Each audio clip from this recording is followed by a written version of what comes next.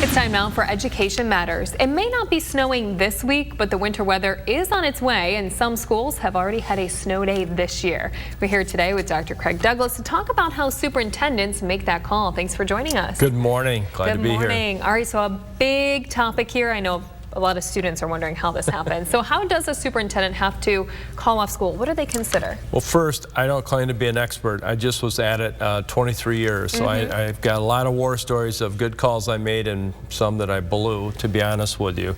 It's not an exact science, but I can tell you that every superintendent I've ever worked with really wanted to err on the side of caution and really put safety first. Many times as superintendents, we would talk to our colleagues. I talked to Saginaw Township Superintendent at that time, Jerry Cease, and many times we kind of shared our information in terms of what we heard, what the forecast looked like, et cetera, et cetera. So student safety was always first and foremost in our mind. I will say today, I think the forecasting is so great and the tools available to superintendents are really, really helpful. We took advantage of all the tools that we had, but probably back in the day, I've been out now 6 years, you know, I think it's gotten better each year. So the forecasting is excellent. The second piece of this is the communication piece. How do you let people know?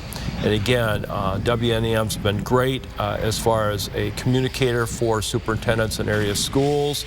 My rule of thumb, and I'm not saying this is true for everyone, but I think everyone has kind of a cutoff time.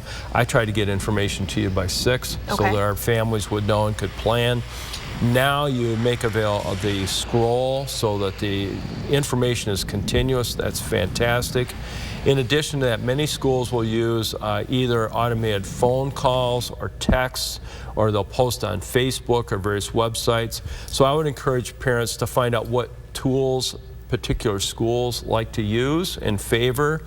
But the bottom line is we want everyone safe, err on the side of caution, get the information out, make the best decision possible, try to minimize those, quote, bad calls that I have in my history, and try and build upon the good calls. Hey, you know what? I think all the kids, though, are watching, hoping for the snow day, so they're just ready to, come on, let's get some snow. Sometimes they would chide me. You know, Dr. Douglas, you should have called school. Okay, okay, but I bet is the, you know, the bottom line, keep everybody safe. I bet the parents aren't necessarily hoping for that snow. Yeah, I have great respect for the superintendents. It's not an easy decision to make, and a lot of times there's a short window to make that decision. They do a great job. Great job. All right, well, thanks so much for being here, Dr. Douglas. Always appreciate it. And for more information about today's topic, check out the TV5 Hot Links page.